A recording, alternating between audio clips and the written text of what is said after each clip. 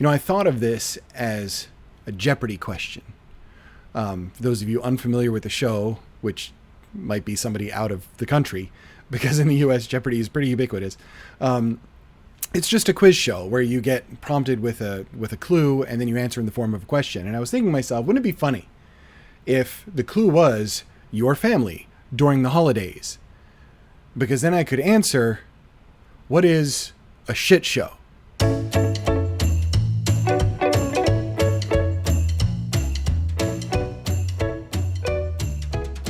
Greetings, friends and fellow aliens, and thank you for tuning into this video.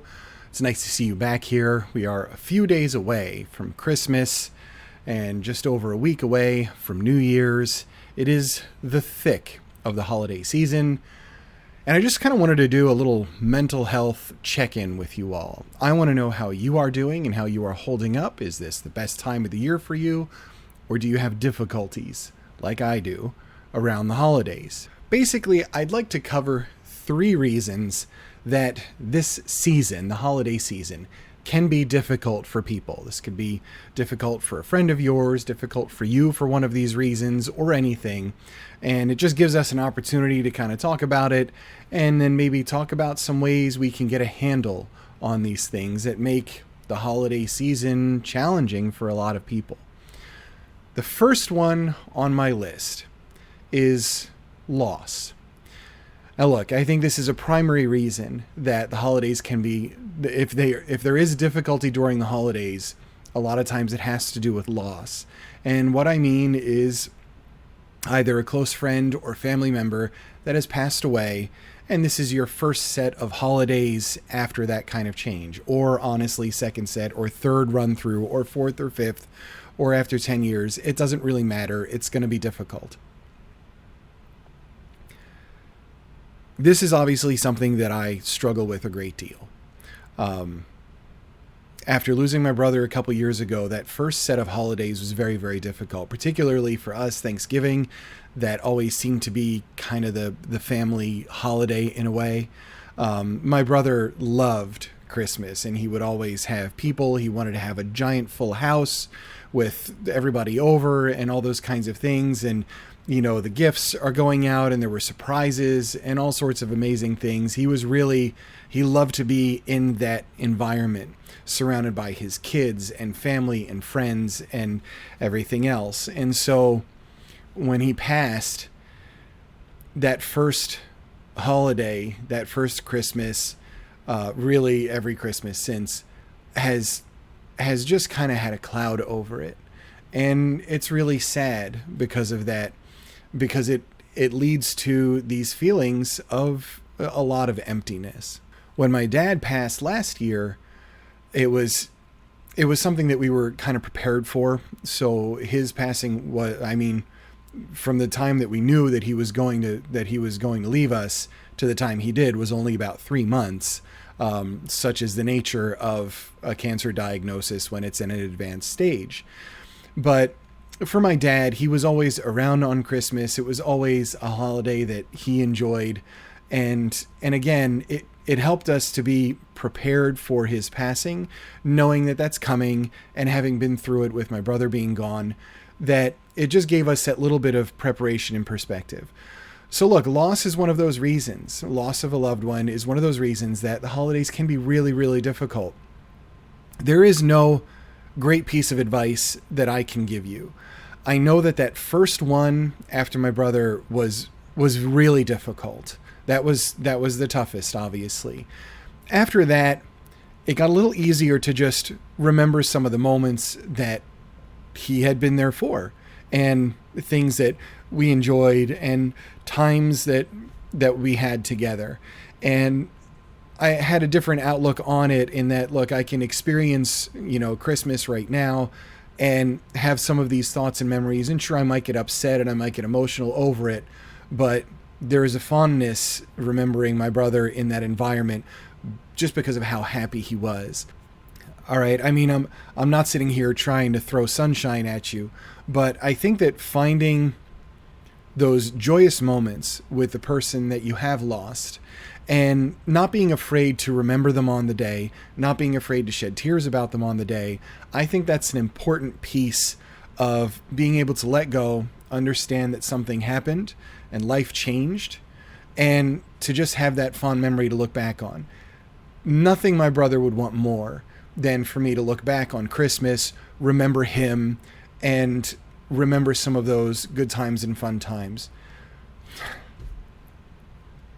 It's still hard. There's no way around it. It's still hard.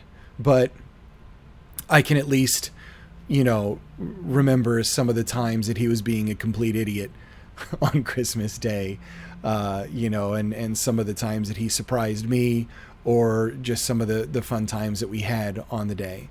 So if there's any advice that I can give to you, if there's anything I can say, first of all, it's that I'm sorry. I'm sorry you are experiencing this emotion on that day. I know how difficult it is, but try and remember some of those things that will make you smile, make you laugh, and know that if that person was around, they would want you remembering those things. Second on my list, and kind of dovetailing with that, is a changing family dynamic. This is a reason that magic can leave that holiday season. And in large part, I think it has to do with people just growing up and getting a little bit older. For me, when I was growing up, I'm the youngest in my immediate family by quite a bit. My brother who passed was 10 years older than me. That was our gap. I'm 10 years behind everybody else. I have other siblings. And so that dynamic that changes when people get a little bit older, they have their families, they have their kids, and all of a sudden maybe they can stop by on a holiday, or they can't. They're at their spouse's on that holiday, but they'll be there the week after, things along those lines. Remembering how fond and joyous a holiday like Christmas was as a kid, and then remembering growing up and becoming a teenager, and all of a sudden a Christmas would go by and maybe I'd see one of my siblings, because everybody just kind of has their own family and they're all out doing their own thing. This can make it really, really difficult, because it gives this feeling of like, well, those glory days are gone. I don't think that's a fair mindset to put on yourself. And I think one of the ways that we can get around that is to understand and appreciate what has happened, and be thankful for the fact that we had an upbringing that had some magic around the holidays, but then trying to find that new source, because it's still there. Just because somebody is gone doesn't mean you're going to have an immediate terrible holiday season. Just because somebody isn't around anymore, or is around much less, doesn't mean that the day is shot and there's no good to come of it. There really doesn't need to be any negativity here. Things do change, and we have to adapt to that as human beings. And I think one of the ways to positively and have a healthy outlook when it comes to this is to find that other source of joy. And one of the ways to do that is helping others. If there's some way you can go somewhere, donate something, just for a little bit of that holiday magic and that holiday spirit. I just got my hair cut. Like, this is a perfect for instance, right? Just a couple hours ago. And I go to a barber shop that's just a 30-second walk from where I live. And the guy who cuts my hair, he was in prison for 2.5 years, and he has had a troubled life.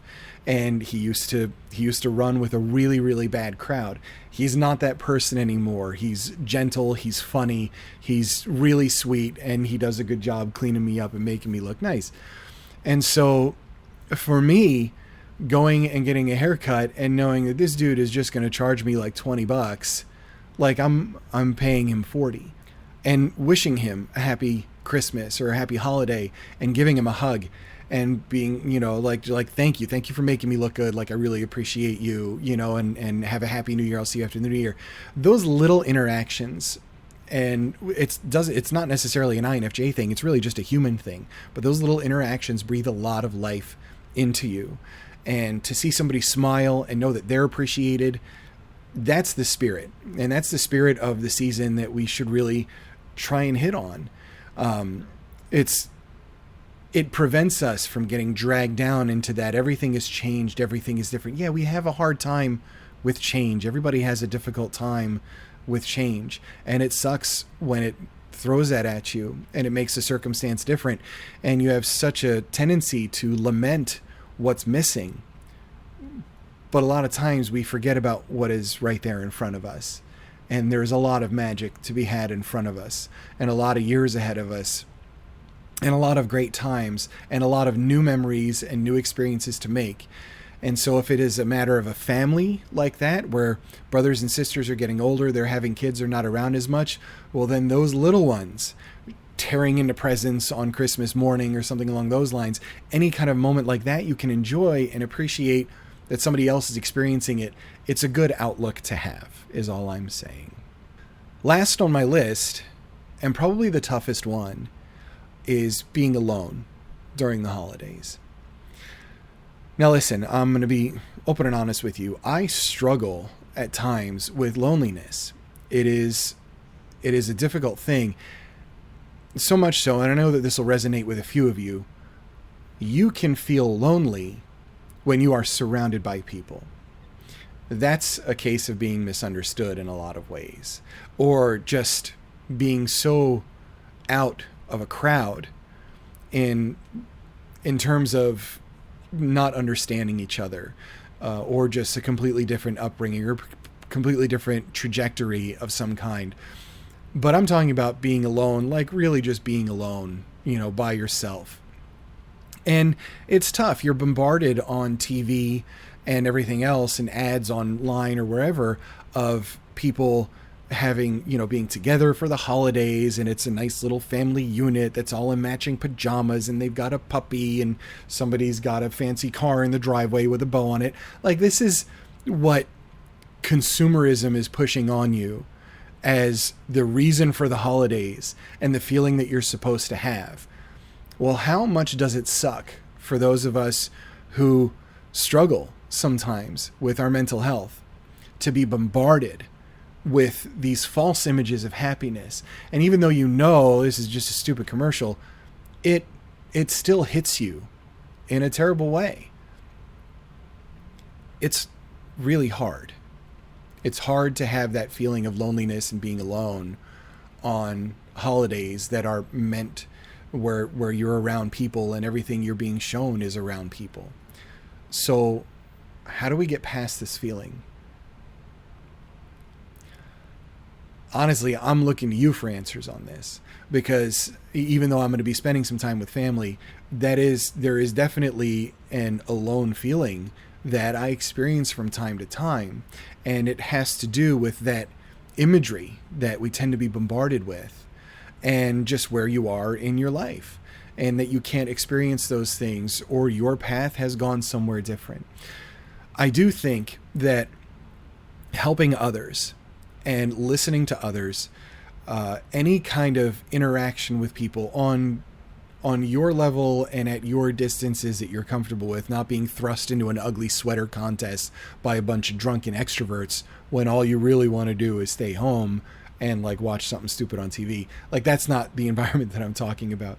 But I do mean that getting out and seeing some other people, hearing some other stories, just a nice little gracious thing that you can do here or there to make somebody smile or make their day, gives you more of a sense of purpose and worth than really anything else would. I heard something recently, and it was really interesting, and it was about ants. But ANT was an acronym for automatic negative thought. And a lot of us do this, where you'll hear, okay, the holidays are coming, and it's not even a conscious thought, but in your head, holidays, well, this is going to suck. I'm going to be alone. I hate the holidays. This is stupid. And that automatic negative thought just sets the tone for however much time passes until that holiday thing is not bombarding you anymore. It's important to squish the ants, is what this comes down to. Squish the automatic negative thoughts. We can do that by helping others. We can do that by even just hopping on a video chat call with somebody that's close to us, or a friend of ours, or anything along those lines, to wish somebody you know, to just bring some good cheer to somebody else. I mean, shoot, if you're in line, you know, like at a drive-through looking to buy yourself a cup of coffee at a Dunks, just pay for the person behind you. I mean, as long as they weren't at the speaker ordering for like 20 minutes, then don't do that. But, you know, if you know they just got like a couple things and you got a couple extra bucks in your pocket, buy their breakfast. Buy them their cup of coffee. Anything along those lines, and in like a totally non-creepy way. Especially, it's better when you're in your car, you can just drive away. But those little random acts of kindness do help. They help you feel connected to people at large, people in your neighborhood, people in your community, others that are around you that you may see from time to time, but never really interacted with. It doesn't have to be anything dramatic. You don't have to go up to strangers and say, tell me your life story, I'll buy you a cup of coffee. I mean, it's not about that. It's about, look, I mean, we're introverts, right? A lot of us. So it's about going up to a drive-thru, handing them an extra $5 and being like, hey, I'm just buying that person's coffee behind me. Tell them I hope they have a great day. And then leave. Just no interactions necessary. Drive-by acts of kindness are the best.